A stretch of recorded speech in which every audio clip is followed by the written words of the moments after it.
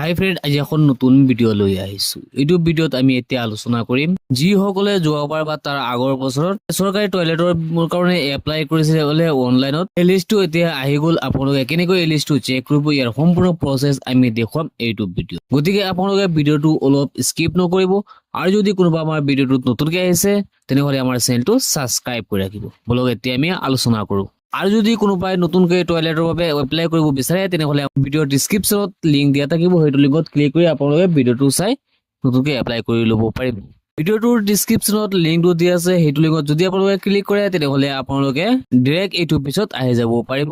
আপোনালোকে কেনেকৈ লিষ্টটো চেক কৰিব তাৰ বাবে পেজটোত আহি যোৱাৰ পিছত আপোনালোকে স্ক্ৰল ডাউন কৰি অলপ তললৈ আহিব। ইয়াত আপোনালোকে বহুতকেইটা অপশ্যন পাব। এক নম্বৰ যিটো অপশ্যন আছে এইটো যদি আপোনালোকে অ'কে কৰে তেনেহ'লে আপোনালোকে লিষ্টটো চাব পাৰিব। আৰু 2 নম্বৰ যিটো আছে এপ্লিকেশ্যন ফৰ্ম, এইটো যদি আপোনালোকে অ'কে কৰে তেনেহ'লে আপোনালোকে নতুনকৈ এপ্লাই কৰিব পাৰিব।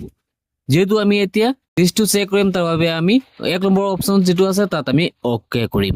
এতিয়া আপোনালোকে এই পেজটো হোৱাৰ পিছত স্ক্ৰল ডাউন কৰি একেবাৰে তলত আহিব। ইয়াত আপোনালোকে পাব হোল্ডাৰ্ছ অফ পেজ 2। ইয়াত তলত আপোনালোকে পাব MR30 status of new holders SBM। এই অপশ্যনটোত আপোনালোকে অ'কে কৰি দিব। তাৰপিছত আপোনালোকে পাব ষ্টেট নেম। ইয়াৰ পৰা আপোনালোকে নিজৰ ষ্টেটটো আপোনালোকে উলিয়াই অ'কে কৰি দিব। তাৰপিছত আহিব ডিষ্ট্ৰিক্ট নেম। ইয়াত আপোনালোকে নিজৰ যিটো ডিষ্ট্ৰিক্ট হয় এই ডিষ্ট্ৰিক্টখনৰ ওপৰত আপোনালোকে এবাৰ ক্লিক। তাৰপিছত আহিব ব্লক নেম। ইয়াত আপোনালোকে নিজৰ ব্লক যিটো হয় সেই ব্লকৰ কাষত আপোনালোকে পাব। তাৰপিছতে আপোনালোকে পাব আপোনাৰ নিজৰ ব্লকৰ কাষতে কিছুমান সংখ্যা দিয়া আছে, সেই সংখ্যাকেইটাৰ ওপৰত আপোনালোকে অ'কে কৰিব লাগিব। অলপ লোডিং লৈ আপোনালোকৰ সন্মুখত সম্পূৰ্ণ লিষ্টটো ওলাই আহি যাব। ইয়াত আপোনালোকে ষ্টেটটো পাব, ডিষ্ট্ৰিক্ট পাই যাব, ব্লক নেম আপোনালোকে গোটেইবিলাক ইয়াত পাই যাব। চিৰিয়েল নাম্বাৰ পাব, গাঁও পঞ্চায়তৰ নামটো পাব, ভিলেজ নাম পাব, হেবিটেশ্যন নম্বৰটো পাব।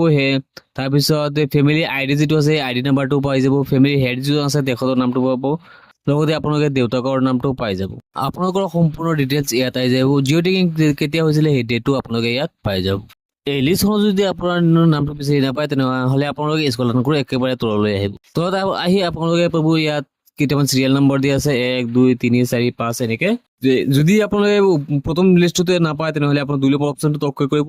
2 নম্বৰ অপশ্যনত অ'কে কৰাৰ পিছত আপোনালোকে নামটো বিচাৰিব। যদি আপোনালোকে ইয়াতো নাপায় 3 নম্বৰ অপশ্যন যিটো আছে তাত আপোনালোকে অ'কে কৰিব। এনেকৈ আপোনালোকে এটা এটা কৰি গোটেইকেইটাত চেক কৰি আপোনালোকৰ নিজৰ নামটো বিচাৰি উলিয়াব পাৰিব যদি আপোনালোকে শুদ্ধভাৱে এপ্লাই কৰিছে। আজিৰ ভিডিঅ'টো এইখিনি আছে। লগ হ'ব নেক্সট ভিডিঅ'ত।